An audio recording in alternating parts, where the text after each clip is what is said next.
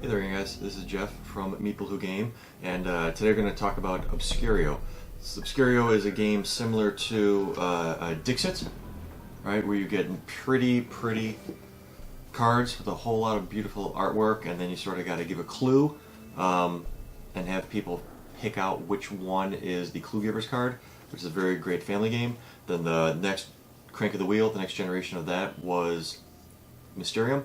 Mysterium was the clue giver, was a ghost, and trying to give individual people clues on a location, an item, and a person, but a very sort of singular ghost to individual people as you're moving along trying to get through to see who actually killed the ghost.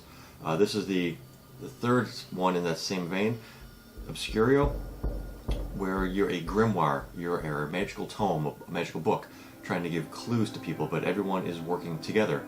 And what they did a little different this time is you are a book with different colored items in here, different pictures, and you get to place these little guys on items of the picture that you want people to focus on.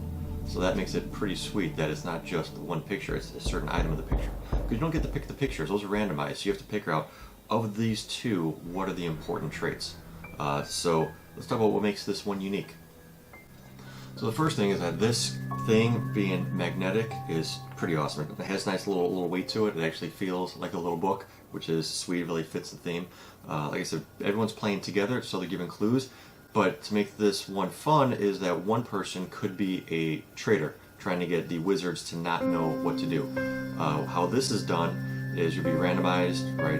If somebody gets a traitor token, and the grimoire will show you these are the two items. I want you to focus on the whale and blue. That's all that the people know. Everyone closes their eyes, and then the grimoire will open up a book which has some of the pictures. The traitor will try to pick ones that are close to what they think these clues are, and those will end up being on the board as the mix. So they're trying to get ones that are close to what the traitor and what the group thinks is going to be close. So the traitor's trying to put more close to the traitor ones to make it difficult for them to find the correct location. That makes it fun, especially since the traitor doesn't have to do any lying or deceiving. Everyone just closes their eyes, grimoire opens the book, and the traitor gives you a number as to which one they want added, and it's very silent and very seamless. So the traitor's trying to lure people away from kind of discussing why one thing is better than the other. At that point, the people will take their tokens and place them in the room which they think is right, and if you're correct, then you advance. They're his cohesion tokens, though. Cohesion tokens are how cohesive is the group. If everyone is picking the same thing, then you guys are good and you're progressing. However, sometimes you might want to split your bets to make sure that you progress. But in like an 8-player game, you only have 30 cohesion tokens. Every time that you're off at picking a different location, you lose one of those cohesion tokens.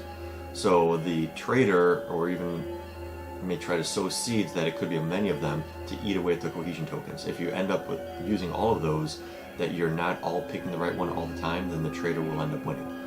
Very cool, because you can still spread it out and you have a bit of a taking a risk thing where if you've progressed and you still got a lot left, then you can just go ahead and spread out, cover all of them to move up, even though you're chipping away at how many chances of being wrong you have later on.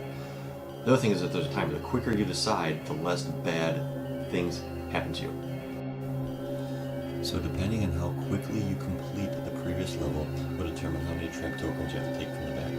Every time you have to flip over the hourglass, you have to add another trap token to the game for the next level. So within here,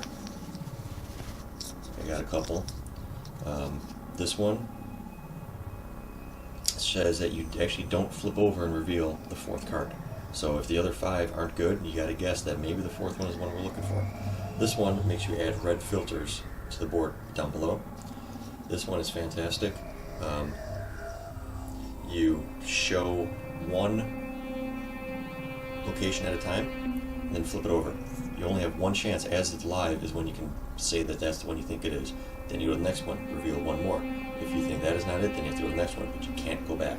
So at that time you have to make a decision that what I want or not. Plus remember that timer is going, so you can't spend too much time thinking about it. This one, you add another filter to the cards, and then this one makes it more difficult because you end up adding a 7th location.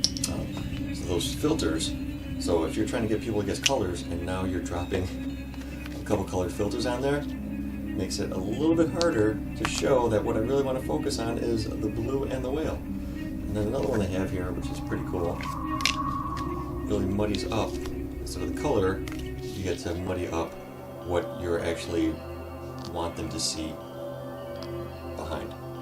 So, other cool ways, a couple mini games instead of just being the same thing all the time, and also with randomizing it, you don't know which of these is going to come into play each game. So this game is pretty sweet, plays up to 8 players, which is awesome. There is a traitor sort of sow seeds of doubt, but it's not a really difficult traitor role to play. No one feels bad doing it. It's actually kind of fun. Everyone wants to be the Grimoire, thinking that they have better clues than the other people, even though it is pretty difficult, because what you get in the book is totally randomized and you got to make it work. Those trap tokens, like I talked about, are pretty sweet. A bunch of mini games going on. Plays in probably less than an hour, any skill level, because there's no reading to happen, and you sort of get guided along. You guys are talking and trying to communicate throughout the whole game. So when this comes out, this is a very cool one to pick up, especially with Halloween coming. So, alright, game on.